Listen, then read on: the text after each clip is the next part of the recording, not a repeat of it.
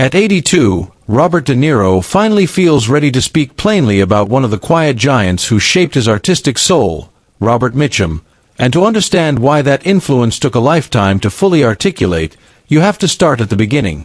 Born on August 17, 1943, in Manhattan to two accomplished artists, painter Virginia Admiral and abstract expressionist Robert De Niro Sr. He grew up immersed in conversations about art, identity, and discipline, absorbing the textures of New York City. From its bohemian art circles to the streets of Little Italy, experiences that would later define his portrayals of outsiders, working-class men, and morally conflicted figures. A shy, introverted child nicknamed Bobby Milk, De Niro found a voice through acting, studying under Stella Adler and Lee Strasberg, blending imagination with emotional truth into a method that demanded total immersion. A commitment that became evident in his early work with Brian De Palma before exploding into cinematic history through his partnership with Martin Scorsese, beginning with Mean Streets and accelerating through The Godfather Part 2, Taxi Driver, and Raging Bull, performances that redefined realism through physical transformation,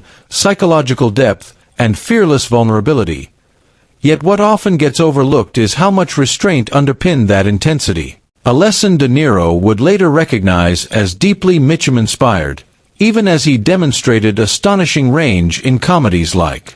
Midnight Run, Analyze This, and Meet the Parents, while continuing to anchor dramas such as The Deer Hunter, Once Upon a Time in America, Heat, Cape Fear, and later The Irishman and Killers of the Flower Moon, performances marked not by loud declarations but by lived-in silence and moral weight, beyond the screen. De Niro's devotion to art and community showed through the founding of the Tribeca Film Festival after September 11th, his advocacy for artistic freedom, and his continued curiosity well into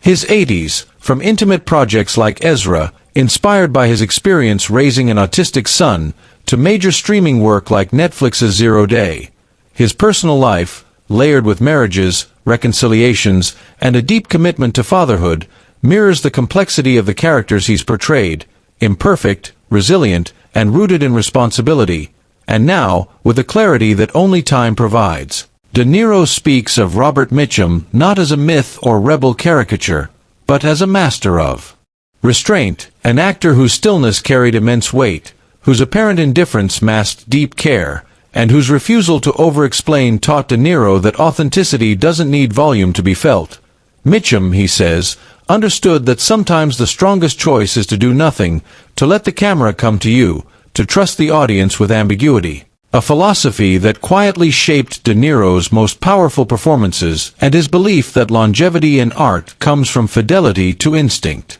rather than approval. In the end, De Niro's truth about Robert Mitchum isn't scandal or revision. It's reverence, the acknowledgement that real depth doesn't announce itself, it simply exists, and at 82, De Niro understands that this quiet authenticity is the legacy that endures.